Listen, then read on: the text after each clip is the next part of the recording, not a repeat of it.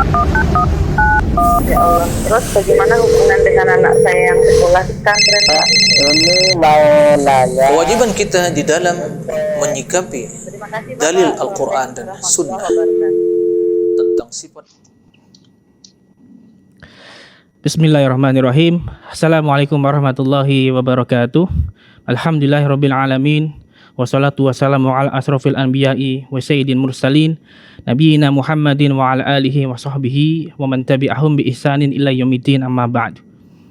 Para pemirsa Fatwa TV dan juga para pendengar radio dimanapun Anda berada, a'azani Allah wa yakum. Semoga Allah Subhanahu wa taala senantiasa mencurahkan rahmatnya untuk kita semuanya.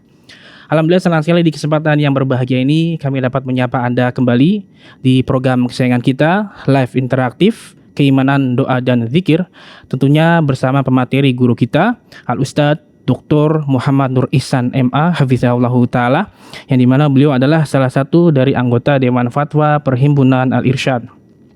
Salawat dan salam semoga tercurahkan kepada baginda Nabi Muhammad Sallallahu Alaihi Wasallam beserta para keluarganya, para sahabat dan juga para pengikutnya yang setia hingga hari kiamat nanti. Para pemirsa Fatwa TV dan juga para pendengar radio, a'azani Allah wa yakum, kami informasikan juga untuk live interaktif ini kami di-relay oleh beberapa stasiun radio. Di antaranya ada Radio Bimbas Yogyakarta, Radio Sahabat Tegal, kemudian Radio Suara Madinah Caruban, ada Radio MDFM Probolinggo, Radio Hang FM Batam, Radio Amuba Pangkal Pinang, Radio Sago FM Sumatera Barat, Radio Gema FM Bontang, Radio Al Hikmah Banyuwangi, Radio Albina AM Bekasi, Radio Tua FM Riau, Radio Dai Tengaran, dan Radio Mas FM Seragen. Terima kasih kami ucapkan jazakumullahu khairan, semoga bermanfaat. Dan alhamdulillah telah terhubung bersama guru kita, Al-Ustadz Dr. Muhammad Nur Ihsan Hafizahullahu Ta'ala dari Studio Fatwa TV di Kota Jember, Jawa Timur. Dan mari kita coba sapa beliau. Assalamualaikum warahmatullahi wabarakatuh, Ustadz. Waalaikumsalam warahmatullahi wabarakatuh. Hayakumullah, Ustadz. Kaifa Ustadz? Alhamdulillah bi khairin. Barakallahu fiik. Hafik barakallahu, Ustadz. Kami ucapkan terima kasih kepada Ustadz yang telah meluangkan waktunya di kesempatan kali ini, Ustadz. Barakallahu fikum. Allah. Nah, mengikuti sama azan ya Allah wa yakum, kami mengajak Anda untuk berpartisipasi. Silakan jika Anda ingin mengajukan pertanyaan kepada Ustadz tentang keimanan, doa, dan zikir, Anda bisa menghubungi layanan telepon kami di kode area Jakarta di 021 2123 2333 dan nomor telepon tersebut tertera di layar kaca Anda saat ini. Ustadz, mari kita dengarkan nasihat pembuka dari guru kita, Al-Ustadz Dr. Muhammad Nur Ihsan Hafizahullahu Ta'ala. Kepada Ustadz dipersilakan, falyatafaddal maskura ya Ustadz. Nah, Bismillahirrahmanirrahim. Assalamualaikum warahmatullahi wabarakatuh. Alhamdulillahirabbil alamin, wassalatu wassalamu ala asyrafil anbiya'i wal mursalin nabiyyina Muhammadin wa ala alihi wa sahbihi ajma'in wa man tabi'ahum bi ihsanin ila yaumiddin, amma ba'du. Ikhwatal iman, kaum muslimin dan muslimat, para pemirsa, barakallahu fikum, semoga senantiasa dalam lindungan Allah Subhanahu wa taala. Semua kita ingin bahagia dan tidak ada yang ingin sengsara. Oleh karena itu, kita harus mengetahui kunci-kunci kebahagiaan itu. Di antara kunci kebahagiaan itu adalah untuk senantiasa berdoa, mendekatkan diri kepada Allah Subhanahu wa taala. Oleh karena itu, di antara orang-orang yang tidak akan sengsara dalam hidup ini, orang-orang yang senantiasa dekat kepada Allah, banyak berdoa kepada Allah Subhanahu wa taala. Doa kunci kebaikan. Dengan berdoa kita akan bisa meraih kebaikan, dan dengan berdoa kita akan terhindar dari berbagai kejahatan. Semua hal itu dengan izin Allah, karena Allah telah mentakdirkan bahwa doa merupakan sebab yang paling utama, untuk meraih kebaikan dan menolak kemudaratan dengan izin dan takdir Allah Subhanahu wa taala. Makanya dalam Al-Qur'an disebutkan dalam beberapa ayat bahwa para anbiya mengatakan bahwa kami tidak akan pernah sengsara dengan berdoa kepada Rabb kami, seperti Nabi Zakaria berdoa pada Allah Subhanahu wa taala setelah menjelaskan kondisi beliau di waktu senja, beliau telah beruban, umur telah lanjut, ya, telah tua, tulang-tulang telah lemah, maka dia banyak berdoa kepada Allah Subhanahu wa taala. Kemudian beliau mengatakan sebagai firman Allah Subhanahu wa taala, "Walam akun bidu'aika rabbi syaqiyya." Aku tidak akan pernah sengsara dengan berdoa kepadamu. Oleh karena itu, para pemirsa rahimakumullah, banyaklah berdoa kepada Allah. Kita sangat butuh kepada pertolongan Allah. Semoga hidup kita senantiasa bahagia dan kita menjadi orang-orang yang sukses dalam hidup ini dan meraih ridha Allah Subhanahu wa taala di akhirat kelak. Allahumma amin. Demikian, Allahu a'lam. Tapi Ustaz, jazakallahu khairan wa barakallahu fikum atas nasihat yang sangat bermanfaat sekali di kesempatan kali ini. Semoga Allah Subhanahu wa taala senantiasa memberikan taufik untuk kita untuk bisa senantiasa berdoa dan beramal soleh kepada Allah Subhanahu wa taala. Nah, mengikuti Islam azani Allah wa yakum, kembali kami mengajak Anda untuk berpartisipasi. Silakan jika Anda ingin mengajukan pertanyaan kepada Ustaz, Anda bisa menghubungi layanan telepon kami di kode area Jakarta di 021 2123 2333. Silakan. Ustaz, sambil menunggu penelpon masuk, kita bacakan pertanyaan dari website. Pertanyaan dari Beri Supriyadi di Kepulauan Riau, Kabupaten Karimun. Assalamualaikum warahmatullahi wabarakatuh Ustaz. Assalamualaikum. Saya izin bertanya, bagaimana cara menasehati orang tua yang masih melakukan amalan bid'ah dan menganggap amalan tersebutlah yang benar? Demikian Ustaz, terima kasih atas jawabannya. Barakallahu fikum. Nah, terima kasih ya pada Beri ya Supriyadi di Kepulauan Riau. Barakallahu fiik atas pertanyaannya. Ya, semoga Allah Subhanahu wa taala membimbing kita semua dan tanya untuk bisa berbakti kepada orang tua dan menjadi sebab terbukanya pintu hati orang tua untuk menerima hidayah. Allahumma amin. Para pemirsa rahimakumullah, pertanyaan yang sama mungkin ya dihadapi oleh atau dirasakan, atau kondisi yang sama mungkin dirasakan dan dihadapi oleh sebagian kaum muslimin selain saudara kita yang bertanya. Lalu bagaimana kita menasihati orang tua ya yang masih ya gemar melakukan perbuatan bid'ah, perbuatan yang tidak sesuai dengan sunnah, dan dia berkeyakinan bahwa itu yang benar. Nah, ini yang jadi permasalahan. Jadi pelaku bid'ah atau hal-hal yang tidak sesuai dengan sunnah, kenapa mereka kerjakan? Karena mereka meyakini itulah kebenaran tadi. Maka disinilah ya pentingnya kita memberikan edukasi dan pengetahuan, menyampaikan sunnah dengan cara yang baik. Sendiri berdoa kepada Allah Subhanahu wa taala ya agar Allah memberikan hidayah kepada kita dengan ungkapan yang santun, ungkapan yang lembut. Lihat bagaimana ya Nabi Ibrahim alaihissalam menghadapi orang tuanya yang menyembah patung berhala, kufur kepada Allah. Ya. Maka bagaimana ungkapan Nabi Ibrahim dalam surah Maryam disebutkan, "Wadhkur fil kitab." Nah, innahu kana siddiqan nabiyya idh qala li abihi ya abati. Ya abati, wa ayahanda. Lima ta'budu ma la yasma' wa la yubsir wa la yughni anka syai'a. Kenapa engkau ibadati sesuatu yang tidak bisa mendengar, tidak bisa melihat, tidak bisa memberikan kebaikan kepadamu? Ya abati, kalimat ungkapan dan ya seruan dan panggilan yang luar biasa. Ya abati, jangan dibentak-bentak.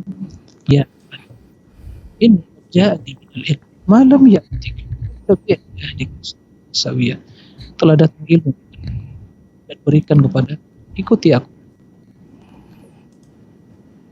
La ta'budu syaitan, karena sesungguhnya orang-orang yang beribadah kepada selain Allah adalah mengibadati syaitan.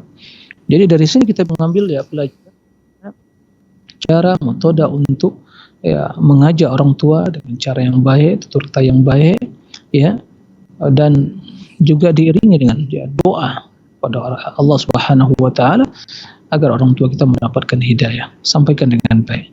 Ya, karena mereka belum mengetahui, maka apa yang diamalkan itulah dianggap suatu kebenaran.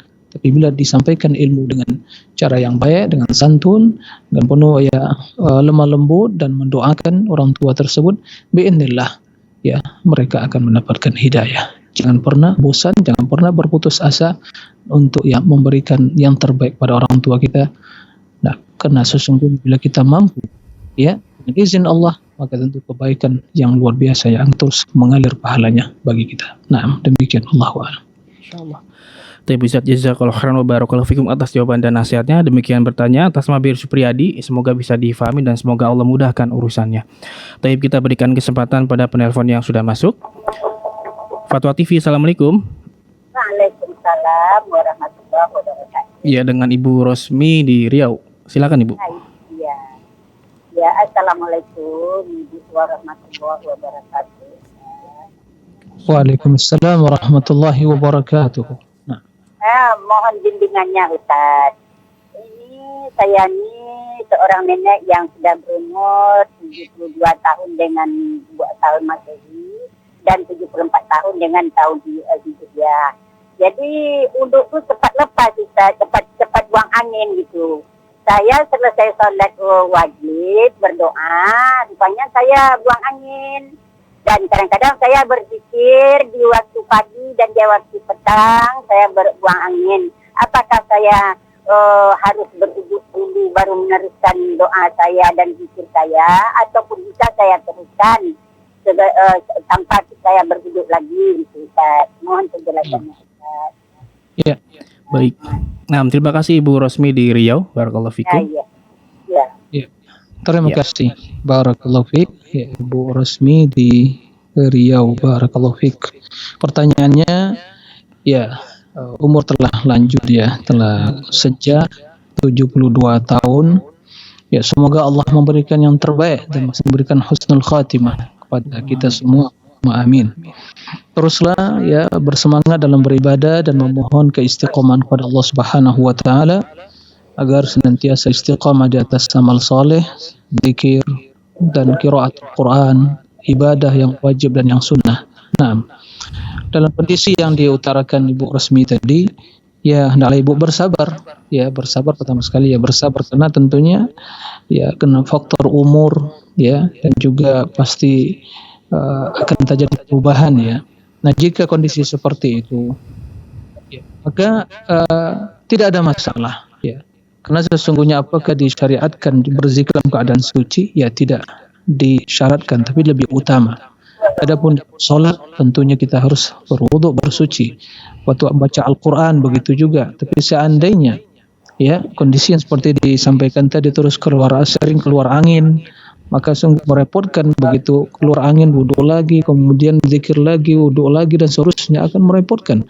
Bahkan dalam kondisi seorang yang mendapatkan mungkin penyakit yang sering keluar angin tidak bisa menahan, maka dia berwudu di waktu ingin sholat. Nah, seandainya itu tetap keluar di waktu dia sholat, maka itu penyakit, maka tidak ada masalah dia sholat dalam kondisi seperti itu, karena itu yang mampu dia lakukan. Nah, dalam kondisi seperti yang disampaikan tadi, maka ibu berusaha tentunya dia waktu tetap menjaga wudu dalam keadaan suci, kemudian boleh berzikir. Seandainya zikir kita belum selesai, kemudian keluar angin, kemudian ya batal wudunya, maka tidak masalah melanjutkan lengkapkan zikir di pagi hari dan petang hari. Kemudian jika seandainya tidak merepotkan, lebih baik berwudu lagi, karena sesungguhnya menjaga kesucian dalam kondisi berwudu hal yang sangat terpuji ya, sifat seorang yang mukmin. Jadi intinya boleh ya jika kondisinya seperti itu, dan ya bertakwalah kepada Allah Subhanahu wa taala sesuai dengan kemampuan kita. Semoga ibu senantiasa istiqomah atas ketaatan kita semuanya dan kaum muslimin diberi kemudahan dan pertolongan dalam beribadah, berzikir dan mensyukuri nikmat Allah Subhanahu wa taala. Nah, demikian wallahu a'lam. Baik Ustaz, jazakallahu khairan wa barakallahu fikum atas jawaban dan nasihatnya. Demikian yang bertanya Ibu Rosmi di Riau, semoga bisa difahami. Kita bacakan pertanyaan berikutnya dari Nurlida di Riau, Kabupaten Kampar. Mohon izin Ustadz tentang bertanya doa-doa yang dibaca Nabi Muhammad SAW waktu sujud atau setelah sholat, urutan ibadah atau sunnah seharian dalam mulai bangun tidur sampai tidur lagi yang sesuai dengan sunnah Ustadz. Mohon nasihat Ustadz, barakallahu fikum. Masya Allah, subhanallah ya. Terima kasih kepada Bu Nurlida di Riau, Kabupaten Kampar atas pertanyaannya. Pertanyaan singkat tapi luar biasa. Jawabannya panjang sekali. Karena bertanya tentang amalan rutinitas ya, amal al-yaumi wal lailah, mulai dari bangun sampai tidur lagi. Apa yang dilakukan Nabi Shallallahu Alaihi Wasallam? Subhanallah. Tentunya tidak akan mungkin kita bisa menjawab secara keseluruhan secara detail gitu ya pada kesempatan kali ini. Tapi tadi ditanyakan tentang masalah doa itu sujud. Nah, Ya, sebagaimana sabda Nabi SAW, "Fi sujud fa'akthiru minad du'a." Di waktu sujud perbanyaklah berdoa. Maka di antara doa yang banyak diucapkan Nabi SAW di waktu sujud adalah ya muqallibul qulub, tsabbit qalbi ala dinik. Ya Allah yang membolak-balikkan hati, ya teguhkan, kokohkan hatiku di atas agamamu. Ini sangat penting sekali. Ya, kita memohon keteguhan kepada Allah, maka perbanyak doa tersebut.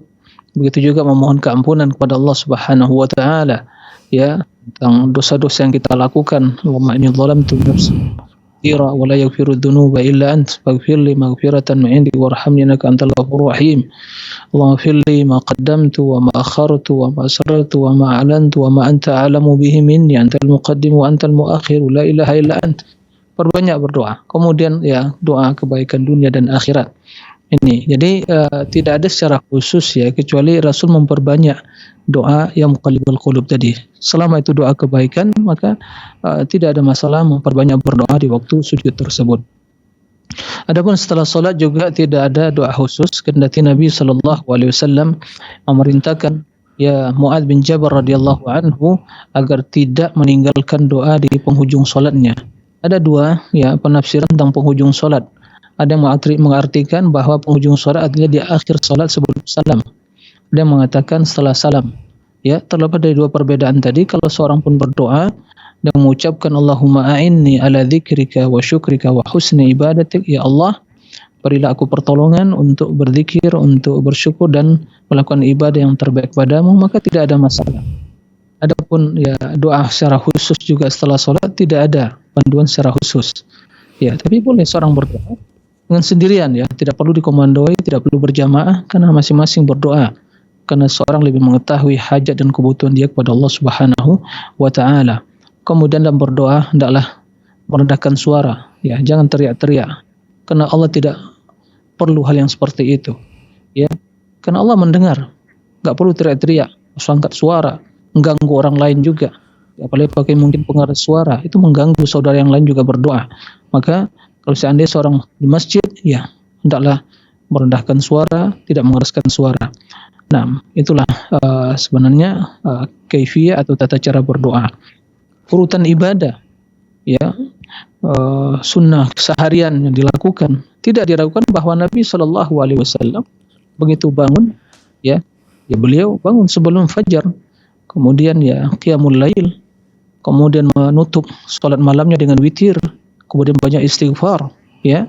Karena itu orang-orang beriman sebagaimana kata Nabi SAW, wabil ashari hum yastaghfirun. Naam, wabil ashari hum yastaghfirun. Kata Imam Hasan Al-Basri, mereka memanjangkan salat malamnya, kemudian begitu waktu sahur sebelum terbit fajar mereka gunakan istighfar. Subhanallah. Jadi wabil mustaghfirin bil ashar, mereka yang beristighfar di waktu sahur. Kemudian setelah itu begitu waktu salat fajar, ya beliau salat 2 rakaat tentunya sebelum fajar, kemudian setelah itu salat subuh berjamaah bersama kaum muslimin ya di masjid beliau. Kemudian ya setelah salat beliau membaca zikir yang diajarkan, yang beliau contohkan, memulai dengan istighfar, astaghfirullah 3 kali, kemudian Allahumma antas salam wa minkas salam, tabarakta ya dzal jalali wal ikram, la ilaha illallah wahdahu la syarika lah, lahul mulku wal hamdu ala kulli syai'in qadir. Kemudian Allahumma la mani lima ataita wa la mu'ti lima mana'ta wa la yanfa'u dzal jaddi minkal jadd. Kemudian ya astaghfirullah, kemudian subhanallah, alhamdulillah, Allahu akbar 3 kali, kemudian ditutup dengan la ilaha illallah wahdahu la syarika lah, lahul mulku wal hamdu ala kulli syai'in qadir. Kemudian selesai dari itu membaca ya ayat kursi.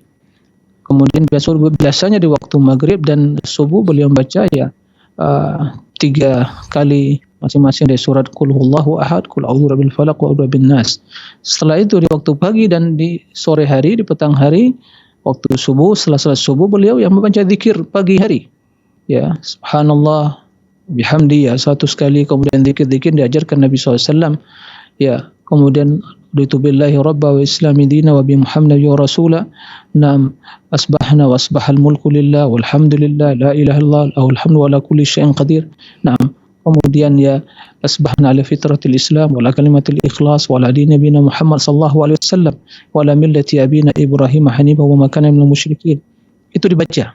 Nah, dibaca juga Sayyidul Istighfar, Allahumma anta rabbi la ilaha illa anta khalaqtani wa ana 'abduka wa ana ala ahdika wa wa'dika mastata'tu. Abu laka bi ni'matika alayya wa bi dhanbi faghfir li fa innahu la yaghfiru dhunuba illa ant. Dibaca zikir-zikir yang lain. Kemudian setelah itu ya, kalau ingin seorang salat syuruk, dia kalau menunggu mungkin di musalla dia, kemudian dia begitu terbit matahari, dia salat syuruk 2 rakaat. Atau juga dinamakan para ulama ya, salat duha, karena telah masuk salat duha. Ya, begitu terbit matahari. Kemudian hari-harinya diisi dengan banyak ya memuji Allah, beristighfar. Karena Nabi SAW sebagaimana disebutkan hadis, ya ayyuhan nas tubu ila Allah wastaghfiru fa inni atubu ila Allah fi kulli yawmin 100 marrah. Ya, 100 marrah. Dan disebutkan ya akthar min 70 marrah. 100 kali, tidak kurang dari 70 kali. Banyak beristighfar, mengisi hari-hari dengan banyak bertasbih, bertahmid. Ya, mengucapkan la ilaha illallah wahdahu la syarika lah lahul mulku wa hamdu ala kulli syai'in qadir. Juga membaca ya setiap hari diusahakan 100 kali. Kemudian baca 4 kalimat yang diperintahkan yang paling dicintai oleh Allah Subhanahu wa taala. Habbul kalam ila Allah arba, subhanallah walhamdulillah wa la ilaha illallah wallahu akbar. Baca la haula wala quwata illa billah. Membaca juga 2 kalimat yang ringan, subhanallah bihamdi subhanal azim. Kemudian begitu ya dalam kondisi kita. Kemudian datang solat ya zuhur, kita solat zuhur, zikir. Kemudian ya kerjakan kegiatan rutinitas kita. Kemudian setelah itu asar begitu juga. Nah, baca setelah asar, membaca zikir di petang hari. Kemudian betul solat maghrib. Ya, solat maghrib, bergegas. Kemudian persiapkan diri setelah solat maghrib, solat 2 rakaat. Kemudian menunggu sambil isya. Setelah isya, solat 2 rakaat. Kemudian ya sebelum tidur kita muhasabah. Kau sudah membaca doa yang diajarkan Nabi sallallahu alaihi wasallam, itu tidur, baca ayat kursi, baca juga 2 ayat terakhir setelah surah Al-Baqarah. Kemudian bertasbih, bertahmid dan takbir juga 33 kali. Kemudian membaca doa-doa yang lain. Kalau bisa membaca surat Al-Mulk ya, maka dilakukan. Kemudian tidaklah seorang yang memejamkan matanya ketika dia bersandar kepada Allah, mengakui tentang nikmatnya, memuji Allah Subhanahu wa taala. Wahakala, begitu seterusnya hidup seorang muslim. Naam, dan niatkan setiap kegiatan dia lakukan nilai ibadah di sisi Allah Subhanahu wa taala. Itu mungkin secara global yang bisa disampaikan pada kesempatan kali ini. Nah, demikian wallahu a'lam. Masya Allah, Ustaz jazakallahu khairan atas jawaban yang disampaikan. Barakallahu fikum, demikian bertanya semoga bisa difahami. Taib, kita angkat pertanyaan via telepon yang sudah masuk. Fatwa TV, Assalamualaikum. Waalaikumsalam. Ya, dengan Bapak Mas Kasel di Kalimantan. Oke, ya. Silakan, Pak. Assalamualaikum Ustaz. Waalaikumsalam warahmatullahi wabarakatuh. Nah. Kalau bisa diberikan waktu, kami akan menanyakan tiga macam pertanyaan. Yang pertama yaitu masalah mengamalkan surah Al-Kahfi. Mengamalkan surat Al-Kahfi. Oke, ya. Yang kami tanyakan, apakah siang hari Jumat atau malam Jumat begitu? Itu yang pertama. Yang kedua, masalah uang wakaf. Ini ada pembangunan masjid dan uang wakafnya itu yang terkumpul sebelum dibelanjakan itu disimpan di bank, sebuah bank BRI begitu. Nah, kemudian uang itu diberikan oleh pihak bank, diberikan tambahan dari tanda perhitungan yang semestinya. Yang kami tanyakan, tambahannya dari mana dapat tambahan? Ya umpamanya kan kita menyimpan umpamanya bunganya 100 juta begitu. Nah, lalu kan itu ada tambahan. Umpamanya katakanlah itu apa namanya itu bunga. Itu sebentar. Bunganya berarti. Ya diberikan bunga begitu. Iya. Nah, yang kami tanyakan itu bagaimana masalah bunganya itu, apakah boleh dipakai juga untuk pembangunan masjid atau musala tadi. Yang ketiga masalah zakat pertanian. Nah, Masalah zakat pertanian. ya ini sampaikan kepada Ustaz yang mungkin masalah zakat ini Pak ditanyakan kepada para Ustaz yang lain yang pakarnya dalam masalah yang muamalah dan zakat ya mungkin. Saya akan menjawab mungkin yang pertama aja mungkin. Ya, oke, terima kasih Pak Ustaz. Assalamualaikum warahmatullahi wabarakatuh. Assalamualaikum warahmatullahi wabarakatuh. Ya, terima kasih Bapak Mas Kasel di Kalimantan. Nah Ustaz, 3 pertanyaan Ustaz, mungkin bisa dijawab yang pertama Ustaz. Barakallahu fiik, luar biasa ya, semangat dan antusias sekali. Semoga senantiasa ya lindungan Allah ya dan senantiasa bersemangat untuk menggali ilmu agama. Barakallahu fiik. Karena ya sepertinya yang berkaitan dengan apa yang kita bahas tentang yang pertama. Adapun yang kedua dan yang ketiga kita serahkan pada ahlinya, mungkin para asatiz yang lain ya, tentang masalah zakat, tentang masalah transaksi tadi. Yang mudah-mudahan akan lebih lengkap jawabannya. Barakallahu fiik. Tentang masalah ya membaca surat Al-Kahfi di malam Jumat atau di hari Jumat. Memang terdapat riwayat. Ya, terdapat riwayat bahwa barang siapa yang membaca ya surat Kahfi di hari Jumat atau ya di malam Jumatnya, maka Allah Subhanahu wa taala akan berikan keutamaan kepadanya, yaitu diberikan cahaya kepadanya dari satu Jumat ke Jumat yang selanjutnya. Nah, seperti itu.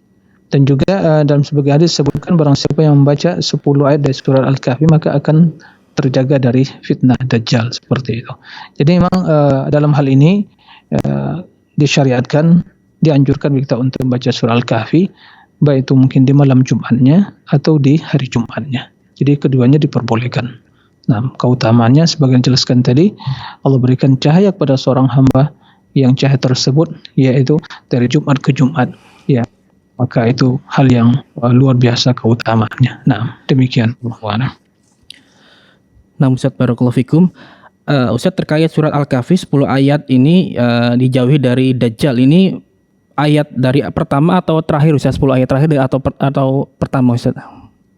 Dari ayat pertama, surat ayat 10 pertama dari ayat pertama. Nah. Al-Kahfi. Taib Ustaz barakallahu fikum. Jazakallahu khairan atas jawaban dan penjelasannya. Demikian bertanya, semoga bisa difahami. Taib, kita angkat kembali pertanyaan via telepon yang sudah masuk.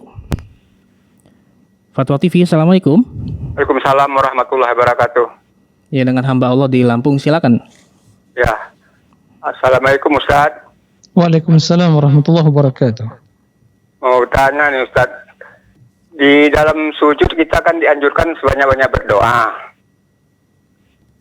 Di sembahyang zuhur kita berdoa di rakaat pertama 1, 2, 3 macam doa.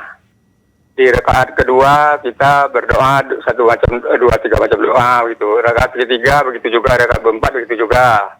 Itu nanti sembahyang asar kita ulangi lagi begitu. Di maghrib begitu juga. Di isya begitu juga. Sudah itu di sembahyang tahajud malam kita urutkan itu doa itu supaya kita tidak lupa rakaatnya, maksudnya. Itu pengingat doa. Itu apa diperbolehkan Ustaz? Dan kita lakukan bisa sepanjang waktu itu sebanunya. Baik. Satu lagi Ustaz, mau tanya itu bayang suruk itu jadwalnya dari waktu apa itu? Dari subuh itu bisa ada jadwalnya berapa kira-kira, berapa jam kira-kira dari waktu subuh sampai ada suruk itu? Karena kita kan kadang-kadang nggak kelihatan cahaya matahari gitu. Yang dua itu aja Ustaz. Assalamualaikum warahmatullahi wabarakatuh. Taib. Ya. Taib, 2 pertanyaan Ustaz.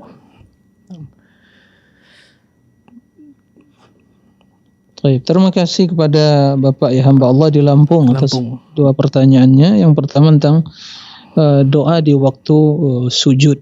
Tadi disebutkan ya kalau kita mungkin zuhur 4 rakaat pertama doanya ini, dan 2, 3, kemudian rakaat kedua dan seterusnya. Jadi mungkin ada perbedaan ya. Jadi sampai rakaat keempat. Nanti begitu juga di waktu asar kita membaca, kemudian maghrib dan seterusnya. Kemudian sholat malam nanti juga kita membaca. Apakah ada tuntunan seperti itu? Pertama perlu diketahui bahwa Nabi memerintahkan banyak berdoa di waktu sujud, baik dalam sholat wajib atau sholat sunnah. Terlebih lagi di waktu sholat sunnah. Nabi kalau sholat sunnahnya itu apalagi qiyamul lail itu panjang sekali. ya sujudnya. Berdirinya panjang, bacaannya, rukuknya panjang, kemudian sujudnya panjang. Ya, penuh dengan zikir, doa. Nah, oleh karena itu, disyariatkan kita banyak berdoa di waktu sujud. Lalu apa doanya? Apa doa khusus? Adakah doa yang khusus? Sebagaimana disampaikan tadi, secara spesial khusus, artinya tidak boleh yang lain, tidak ada anjuran seperti itu. Tapi Nabi SAW banyak membaca doa, Ya muqallibal qulub, tsabbit qalbi ala dinik. Ini pembelajaran bagi kita. Nabi yang bagaimana Allah teguhkan hatinya, Allah ampuni dosanya, ya memohon keteguhan hati, ketetapan hati di atas petunjuk, di atas agama Allah. Apalagi kita. Nah, apalagi kita yang begitu banyak sekarang ini fitnah, berbagai fitnah yang akan bisa merusak hati, merusak jiwa, dan merusak pikiran kita, bisa tergelincir dari kebenaran tadi, melenceng dari agama Islam ini dan sunnah Nabi. Maka perbanyak doa yang diucapkan Nabi. Nah, kemudian doa-doa yang lain sesuai dengan kebutuhan kita. Ya, sesuai dengan kebutuhan kita, berdoa kepada Allah Subhanahu wa taala. Karena posisi sujud posisi yang sangat dekat kepada Allah Subhanahu wa taala. Maka boleh, tidak ada masalah diulang-ulang.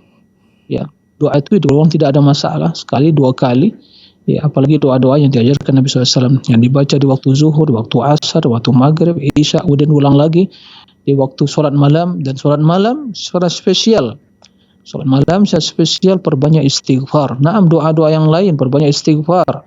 Doa-doa yang mengandung istighfar itu perbanyak diucapkan. Karena begitu Allah menyeru kita, may yastaghfiruni fa aghfirullah. Nah, siapa yang memohon keampunan, aku ampuni, kata Allah. Kemudian Allah sebutkan sifat orang beriman, wal mustaghfirina bil ashar, mereka yang beristighfar di waktu sahur. Nah, kemudian mereka juga wa bil ashari hum yastaghfirun. Jadi perbanyak doa, terutama memohon keampunan kepada Allah Subhanahu wa taala. Nah, adapun tentang waktu masuk waktu syuruk tadi, tentunya berbeda ya. Kalau di Jawa tentu lebih cepat terbit fajarnya, tentu berbeda dengan di Sumatera atau Lampung. Jadi bisa mungkin dilihat, atau mungkin juga dalam hal ini jadwal waktu yang ditentukan mungkin itu membantu sedikit banyak. Kalau seandainya ragu apa belum kecepatan atau lambat, mungkin ditunda aja sedikit. Kalau mungkin ragu kecepatan belum syuruk begitu, maka ditunda sedikit sampai betul-betul kita yakin bahwa itu sudah waktu syuruk.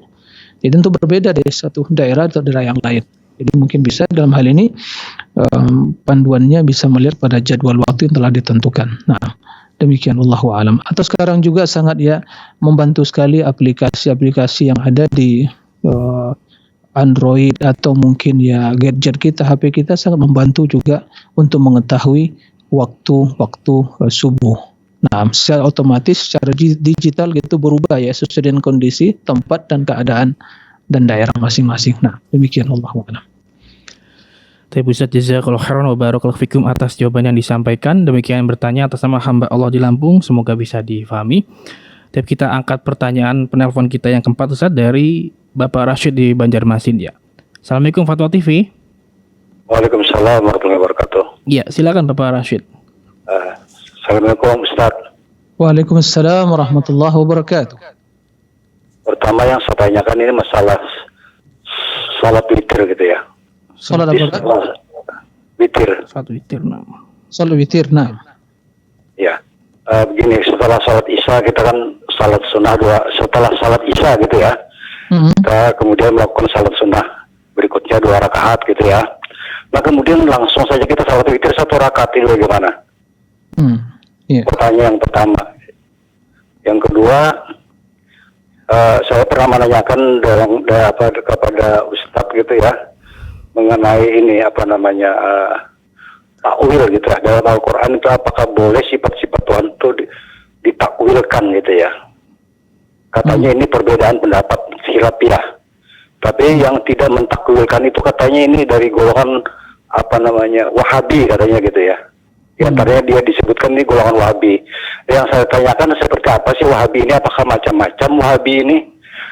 Kadang-kadang begini Ustaz, orang yang berbeda pendapat dikatakan Wahabi katanya. Jadi Wahabi ini seakan-akan menakutkan gitu ya, begitu. Baik. Terima kasih Ustaz. Assalamualaikum warahmatullahi wabarakatuh. Waalaikumsalam warahmatullahi wabarakatuh. Assalamualaikum warahmatullahi wabarakatuh. Iya, terima kasih kepada Pak Rashid ya, barakallahu fiik atas pertanyaannya dari Banjarmasin. Pertama, ya, pertanyaan beliau tentang masalah sholat witir yang dikerjakan setelah sholat isya yaitu 1 rakaat. Apakah ya benar seperti itu pelaksanaannya? Ya, dalam sholat witir tentu ada 2 ya waktu pelaksanaan, bisa langsung di awal waktu atau di akhir waktu. Maka yang lebih utama di akhir waktu, yaitu sebelum terbit fajar. Nah, itu jika seandainya seorang dia bisa bangun ya. Tapi kalau perkiraan karena capek, letih sekali, mungkin bisa jadi ya tidak terbangun sebelum sholat subuh, sebelum fajar terbit, maka tidak ada masalah. Daripada ketinggalan tidak dilakukan, maka dia sholat setelah sholat isya, ya 2 rakaat setelah sholat sunnah, maka sebelum dia tidur dia witir. Ya paling sedikit adalah ya 1 rakaat. Nah, maka tidak ada masalah. Karena sebagian para sahabat ada mereka yang witirnya di awal waktu, ada yang di akhir waktu.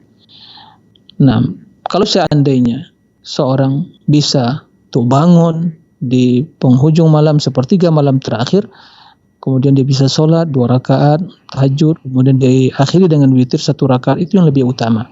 Nah, jika seandainya telah witir di awal waktu, kemudian ternyata bangun sebelum ya terbit fajar, masih ada waktu, sholat, tidak ada masalah. Silakan sholat 2 rakaat, sholat tahajud, atau mungkin 4 rakaat, 2 rakaat, kemudian tidak ditutupi dengan witir lagi karena witirnya telah dilakukan sebelumnya. Jadi intinya tidak ada masalah, boleh. Ya, paling sedikit adalah itu 1 rakaat. Taib, wallahu a'lam. Kemudian masalah ta'wil. Jadi ta'wil ini maksudnya adalah menyelewengkan makna dari ayat-ayat sifat. Di dalam Al-Quran ya dan hadis terdapat sifat-sifat Allah. Contoh, istiwa di atas arsy. Contoh, tangan, ya, wajah, mata, kan begitu. Nah, bagaimana? Nah, orang-orang ahlul kalam itu ditakwil mereka. Oh enggak, itu bukan hakikatnya. Tangan itu bukan artinya ya tangan yang hakiki, tapi itu kata mereka kekuatan atau nikmat. Ditakwil. Istawa bukan tinggi di atas arsy tapi berkuasa, gitu. Dan jadi pertanyaan, apakah ini khilafiyah atau ya penyimpangan dari akidah Rasulullah dan para sahabat? Saya ingin bertanya kepada kita semua, terlepas dari pernyataan Wahabi atau tidak Wahabi, ini isu yang yang cepat yang sungguh sangat gorengan yang sangat laku ya, untuk memojokkan suatu kelompok dengan berbagai alasan, sedikit-sedikit Wahabi. Ada akidah yang tidak sesuai dengan tradisi yang berlaku, berkembang sempat Wahabi. Ya. Kalau kita ingin bertanya, para pemirsa rahimakumullah, jujur, ya, terlepas Anda siapapun dari latar belakang manapun, organisasi, kelompok manapun, ya, atau mungkin lembaga dan ormas manapun, saya bertanya, kita sepakat Rasulullah SAW sebagai uswah dan qudwah kita? Sepakat? Kalau sepakat, ya itu Rasul kita. Nah, apakah Rasul telah mengajarkan akidah? Sepakat? Sepakat. Nah, karena jika masalah adab buang air kecil saya diajarkan, apalagi masalah akidah dan iman kepada Allah. Tayyib, apakah Nabi SAW telah menyampaikan Al-Quran tersebut pada sahabat? Huda. Apakah beliau telah menyampaikan maknanya? Juga. Itu harus diyakini, lafaznya dan maknanya. Apakah Nabi telah menyampaikan pada sahabat tentang ayat yang mengatakan istawa alal arsy? Naam. Tidak ada yang sembunyikan dalam 7 ayat Al-Quran Al-Karim. Apakah Rasul telah menyampaikan firman Allah kepada sahabat tatkala Allah mengatakan kepada iblis, ya iblis, ma mana'aka an tasjuda lima khalaqtu biyadayya? Apa yang menghalangmu tidak mau sujud wahai iblis kepada Adam yang aku ciptakan dengan 2 tanganku? Disebutkan oleh Allah 2 tangan kepada dirinya. Ya kan? Wa yabqa wajhu rabbik, kekal wajah Rabbmu. Nah, dan ayat yang lain Rasul menyampaikan. Apakah sahabat mengimani hal itu? Naam, mereka mengimaninya. Yang menjadi pertanyaan, ini yang harus dijawab. Pernahkah Abu Bakar As-Siddiq Pernahkah Umar bin Khattab, Uthman bin Affan, Ali bin Abi Thalib, Abdurrahman bin Auf, Ubaidah bin Jarrah, dan sahabat yang menyembah surga yang lainnya, ya. 6. Kemudian sahabat-sahabat Muhajirin wal Ansar, pernahkah mereka mengatakan, ya Nabi, ini tangan bukan tangan hakiki, ini tangannya ya berarti nikmat dan kudrah. Atau istawa enggak, bukan istawa tinggi di atas arsy. Itu berarti berkuasa. Pernahkah? Demi Allah, cuma demi Allah, kemudian demi Allah. Ya, tidak pernah. Ya.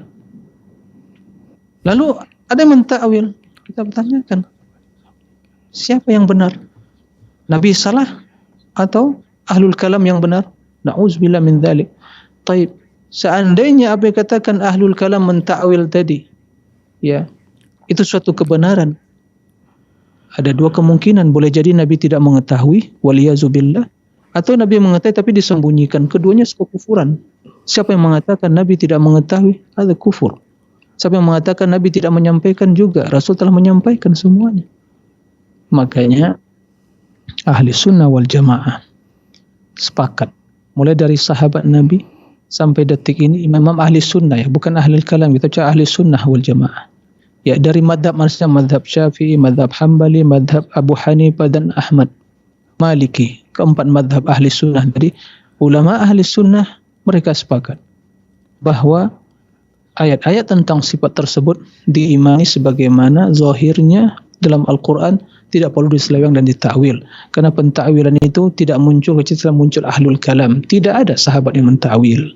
Tidak ada tabi'in yang mentakwil. Tidak ada para ulama, Imam Syafi'i, Imam Ahmad, Abu Hanifah, Malik. Tidak ada Imam Bukhari, Imam Muslim, Imam Abu Dawud, dan imam ahli sunnah. Tidak ada mentakwil. Ya, tidak ada mentakwil sifat. Yang mentakwil itu ahlul kalam, ya, yang mengambil akidah mereka dari kaum Mu'tazilah.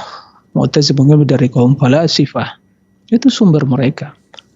Maka dalam hal ini, ya, apa yang disampaikan oleh Syekhul Islam Ibnu Taimiyah, Syekh Muhammadul Wahhab, sama akidahnya.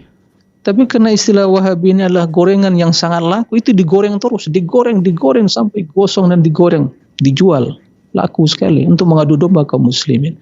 Padahal kalau kita jujur, apalagi yang mungkin mereka yang mengatakan para akademisi, orang yang terpelajar, belajar, dibaca itu. Jangan fanatisme yang dikembangkan, dibaca referensi para ulama itu. Ya, benarkah pentakwilan itu ada di kalangan salaf? Atau itu adalah hasil rekayasa ahlul kalam?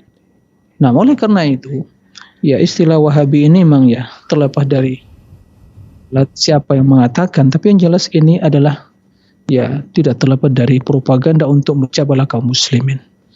Kalau kita ingin pertanyakan kerajaan misalnya Saudi Arabia yang mereka didirikan dengan Malik Saud, Muhammad bin Saud dengan Syekh Abdul Wahhab. Coba kita pernah belajar enggak, kita baca enggak akidah mereka? Langsung membaca ke buku mereka dan akidah mereka. Dan undang-undang negara yang mereka gunakan. Pernah enggak kita membaca? Katanya kita menerima, katanya kita harus objektif dan ilmiah, enggak boleh fanatik. Kita pernah membaca enggak? Atau kita membaca hanya tulisan-tulisan dari orang-orang yang membenci dari musuh-musuh Islam yang berusaha mengadu domba kaum muslimin. Ya, itu yang kita gunakan sebagai literasi. Nah, ini hal yang tidak benar. Ya, demi Allah, tiada yang disampaikan mereka kecuali bagaimana mengajak kaum muslimin kepada Al-Quran dan Sunnah dan mengikuti Rasulullah. Sebagaimana para salafus soleh, sahabat tabi'in, atba'ut tabi'in. Lihat, ya, apa yang dipelajari. Nah, itu menjadi permasalahan. Jadi intinya tidak perlulah kita ya terprovokasi dengan istilah seperti itu, ya. Bahwa jika ya seorang ingin mengetahui, ini yang harus disampaikan. Seorang bila ingin mengetahui akidah seorang ulama, dia di mana dibaca? Di mana dia harus mengetahui? Dia harus kembali kepada tulisan dan kitab-kitabnya. Jangan baca dari ya orang yang menulis tentang ulama tadi. Langsung baca kitabnya, langsung baca tulisannya, maka dia akan mengetahui bagaimana akidahnya. Tapi kalau membaca dari musuhnya yang membenci, ya pasti seorang yang membenci pasti tidak akan objektif lagi, pasti tendensius. Nah, begitu juga Ustaz Ibnu Taimiyah dan yang lainnya, baca. Banyak itu kitabnya, Majmu' Fatawanya, dan banyak sekali kitabnya dibaca. Nah, baru kita menyimpulkan. Tapi kalau mendengar dari orang yang telah benci, ya kebencian akan hanya menimbulkan kebencian lagi, tidak akan objektif. Nah, ini permasalahan. Jadi yang dinisbatkan pada Syekh Muhammad bin Abdul Wahhab, istilah Wahabi itu banyak kebohongan dan kedustaan. Ada kalau tidak cinta pada para wali lah, kemudian ya mengkafirkan kaum muslimin dan macam-macam penisbatan ya. Semua itu dibantah oleh beliau. Ini kedustaan yang besar. Akidahnya lah musyabbihah, karena menetapkan sifat Allah sehingga mentashbih macam-macam. Ya, penisbatan tidak cinta kepada Rasul, tidak mau ini, tidak mau itu. Subhanallah. Ini tuduhan yang dahsyat sekali. Ya. Siapa yang tidak cinta pada Rasul dipertanyakan imannya. Ya. Nah, seperti itu. Oleh karena itu kedustaan itu banyak sekali ya tentang para ulama. Tapi ya yang demikian itu tidak akan bermanfaat bagi orang-orang yang betul-betul mencari kebenaran. Oleh karena itu, ya doktrin-doktrin yang seperti itu, istilah-istilah seperti itu hanya akan menambah tidak bisa kita berkembang. Jadi jumud kita, fanatisme yang ditanamkan. Tapi bukalah mata kita, pintu hati kita, dan baca, mendengar dan menerima dengan tujuan menerima kebenaran tadi. Seperti itu. Nah, itu mungkin secara global tentang masalah yang disampaikan tadi. Wallahu a'lam. Masya Allah, Ustaz, jazakallahu khairan atas jawaban yang disampaikan. Semoga Allah Subhanahu wa Ta'ala senantiasa memberikan taufik dan juga hidayahnya untuk kita semua. Kita berikan kesempatan kembali kepada penelpon kelima kita yang sudah masuk. Fatwa TV, Assalamualaikum. Waalaikumsalam warahmatullahi wabarakatuh. Ya, dengan Ibu Rusmini di Pacitan. Silakan Ibu. Ya, Assalamualaikum warahmatullahi wabarakatuh, Ustaz. Waalaikumsalam warahmatullahi wabarakatuh. Maghfiratuh. Nah. Alhamdulillahirrahmanirrahim. Ini mau bertanya tentang doa ini, Ustaz. Rabbana atmim lana nurona wa ghfir lana innaka ala kulli syai'in qadir. Ya Rabb kami, sempurnakanlah bagi kami cahaya kami dan ampunilah kami. Sesungguhnya Engkau Maha Kuasa atas segala sesuatu. Yang saya tanyakan, sempurnakanlah bagi kami cahaya kami. Yang dimaksud cahaya kami itu yang saya kurang paham sekali, Ustadz. Terus yang kedua, kemarin pagi itu saya berbagi ilmu dengan teman, dengan keluarga. Saya ingatkan supaya membaca zikir pagi. Katanya dia bilang, saya sedang tidak sholat, sedang datang pulang, tidak bisa zikir dan tidak bisa membaca Al-Quran. Terus saya bilangin, boleh aja asal tidak memegang mushaf. Ya tidak, Ustaz saya si Fulan tidak memperbolehkan. Membaca hafalan saja juga tidak boleh, bisanya cuma di dalam hati. Bisa, asal tidak memegang mushaf. Membaca dalam HP juga boleh. Saya bilang begitu, dianya tetap tidak boleh, tidak bisa seperti itu. Ya kalau begitu saya cuma bilang gini, ya kalau memang begitu ya guru saya dengan guru kamu memang berbeda. Saya bilang begitu. Apa memang ada Ustadz yang tidak memperbolehkan wanita haid itu tidak boleh membaca Al-Quran? Baik. Sekian, barakallahu fikum. Jazakumullahu khairan. Assalamualaikum warahmatullahi wabarakatuh. Waalaikumsalam warahmatullahi wabarakatuh. Assalamualaikum warahmatullahi wabarakatuh. Nah. Ya, terima kasih ya kepada Ibu Rusmini di Pacitan. Barakallahu fiik atas pertanyaan. Ada dua pertanyaan. Yang pertama tentang doa, Rabbana atmim lana nurana waghfir lana innaka ala kulli syai'in qadir. Ini tentunya termasuk ya di antara doa orang-orang yang beriman yang mereka memohon kepada Allah Subhanahu wa taala agar Allah menyempurnakan cahaya bagi mereka.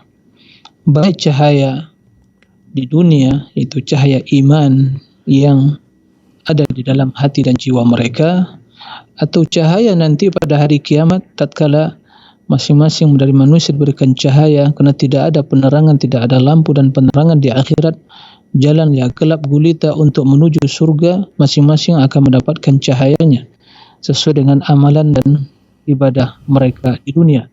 Adapun orang munafikin, karena mereka tidak beriman, karena mereka pada hakikatnya kufur, jadi mereka hanya berpenampilan iman saya tapi di hati mereka kufuran, maka Allah padamkan cahaya mereka. Kemudian mereka melihat cahaya kaum mukminin, mereka ingin agar mereka ingin bersama orang yang beriman, tapi setelah itu Allah tutup tabir di antara yang beriman dengan munafikin tadi. Maka orang beriman memohon kepada Allah. Bagian dalam surat ini itu bagian dari juga ayat dalam surat At-Tahrim, sebagaimana kata Allah Subhanahu wa taala, setelah Allah perintahkan orang beriman untuk bertaubat, kemudian bertaubat tersebut merupakan sebab untuk keampunan dosa dan masuk surga. Pada hari Allah tidak akan menghinakan Nabi dan orang-orang beriman bersamanya. Nuruhum yas'a baina aydihim wa biaymanihim. Jadi alladzina amanu tubu ila Allahi taubatan nasuha, wahai orang beriman bertaubatlah kepada Allah taubatan nasuha, mudah-mudahan asa rabbukum ayyukaffira ankum sayyi'atikum wa yudkhilakum jannat. Mudah-mudahan Allah Subhanahu wa taala akan mengampuni dosa-dosa kalian dan juga memasukkan kalian ke dalam surga yang mengalir tajri min tahtil anhar, mengalir di bawahnya sungai-sungai. Pada hari apa? Hari kiamat. Yaum la yukhzillahu an-nabiyya walladzina amanu ma'ah. Pada hari Allah tidak akan menghinakan para nabi dan orang-orang yang beriman bersamanya. Lalu cahaya nuruhum, cahaya orang beriman pada hari kiamat yas'a baina aydihim, yaitu bercahaya sempurna di hadapan aydihim wa bi aymanihim, depan mereka, di kanan mereka, dan juga wa aymanihim yaquluna, mereka berdoa pada Allah, atmim lana nurana, ya Allah sempurnakan. Karena mereka melihat orang munafikin diredup cahaya mereka, bahkan dipadamkan oleh Allah. Sehingga mereka meminta, unzuruna naqtabis min nurikum, wahai orang beriman tunggu kami ingin mengambil secercah cahaya dari kalian. Qala irji'u wara'akum, kembali kalian ke belakang. Waduriba bainahum bisuril lahu, kemudian dibuat tembok yang membatasi mereka sehingga mereka tidak bisa mengambil cahaya dari kaum mukminin tadi. Maka tatkala orang-orang beriman melihat orang munafikin cahaya mereka redup dan bahkan dihilangkan oleh Allah, mereka khawatir jangan-jangan juga cahaya mereka akan redup dan hilang juga. Mereka berdoa, ya Allah, atmim lana nurana, sempurnakan cahaya bagi kami, waghfir lana, dan ampuni dosa kami, innaka ala kulli syai'in qadir, Engkau ya Allah yang maha kuasa atas segala sesuatu. Jadi tidak ada masalah, doa ini kita baca, kita ucapkan sekarang agar Allah nanti di akhirat kelak menyempurnakan cahaya bagi kita. Dan sebelum hal itu semua, semoga Allah menyempurnakan cahaya iman di dalam hati dan jiwa kita. Itu maksud dari cahaya tadi. Adapun zikir yang Ibu sampaikan tadi kepada saudara atau mungkin karib kerabat itu ya bagus, begitulah seharusnya. Adapun masalah yang disampaikan tadi, mungkin dia memilih pendapat bahwa orang-orang yang tidak suci tadi tidak berzikir. Ya, memang ada sebagian pendapat seperti itu, tapi yang itu lemah pendapat seperti itu. Karena la yamassuhu illal mutahharun. Tidak boleh menyentuh Al-Qur'an kecuali mutahharun yang suci. Ini apakah maksud mutahharun sini adalah berarti itu dalil kita harus suci. Apa itu yang dimaksud dengan malaikat yang ada di sisi mereka? Al-Qur'an tersebut itu Jibril dan para malaikat. La yamassu ilal mutahharun. Sementara seorang mukmin pada hakikatnya la yanjus. Mukmin itu bukanlah najis. Al-mukmin la yanjus. Maka dalam hal ini yang rajih, yang kuat dari pendapat tersebut adalah boleh membaca. Apakah harus itu dalam keadaan suci? Itu yang utama. Adapun dalam keadaan junub, maka seorang tidak boleh membaca. Dia harus mandi dulu. Adapun dalam keadaan haid, karena haid itu mungkin kurang lebih tergantung pada waktu dan kebiasaan seorang, mungkin 7 hari atau mungkin sampai 10 hari, itu waktu yang panjang. Jika dia meninggalkan baca Al-Quran atau mungkin mengulangi hafalannya, maka akan bisa menjadi lupa. Maka tidak ada masalah. Tapi dia tidak menyentuh. Kalaupun dia menyentuh harus dengan dibatasi dengan ya sarung tangan atau yang lainnya. Itu membaca Al-Quran. Boleh, bagi yang haid boleh baca Al-Quran, tapi yang junub tidak boleh. Yang haid boleh baca Al-Quran tapi tidak menyentuh Al-Quran. Adapun berzikir, ya boleh, apalagi zikir pagi dan petang hari. Ya, karena tidak disyaratkan juga dalam keadaan bersuci tadi. Tapi tentu dalam kondisi yang normal tentu seorang dianjurkan dalam keadaan menjaga wudunya.